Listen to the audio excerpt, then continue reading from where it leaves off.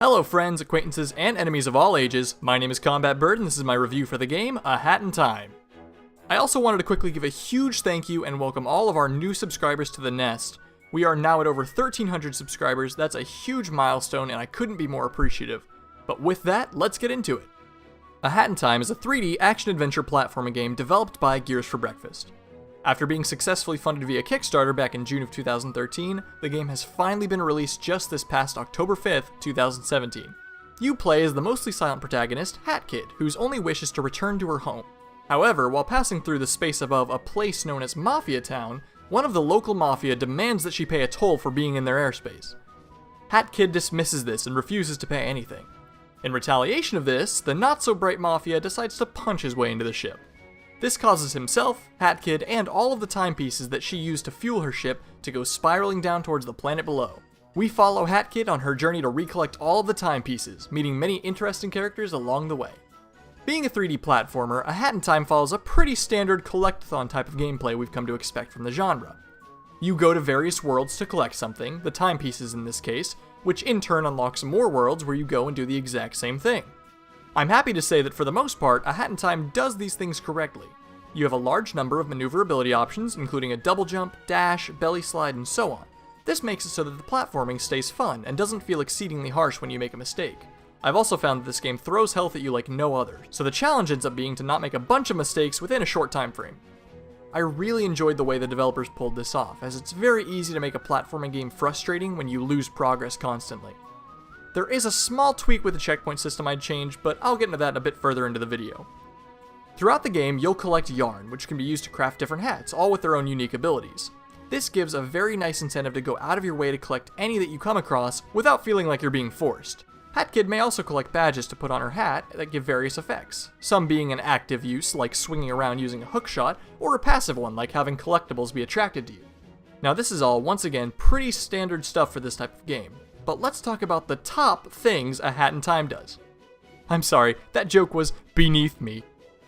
I'll see myself out. The characters of A Hat in Time are what make this game shine like no other. It has been a long time since I've seen such charming and witty dialogue. You have Mustache Girl, who has strong feelings for justice and is your rival throughout most of the game. You have the Snatcher, a giant shadowy figure that is obsessed with contracts and steals the souls of his victims, and many others that I honestly just don't want to spoil for you. Even the side characters are charming in their own unique way, and add to the game as a whole. You also have Hat Kid herself, who is just fedorable in all senses of the word. She has so much personality for a character who says next to nothing. And to top it all off, all of these wonderful characters are voice acted. Normally I need to slow and toss your body, but you're a lucky one. You won the lottery because I just happen to be missing a brain dead servant. Now, normally voice acting is a pretty big risk for a relatively low-budget game, because if the voice acting ends up being bad, that can really lower the quality of the overall product. Luckily for us, each character sounds wonderful, and I never skipped any of the dialogue because of it.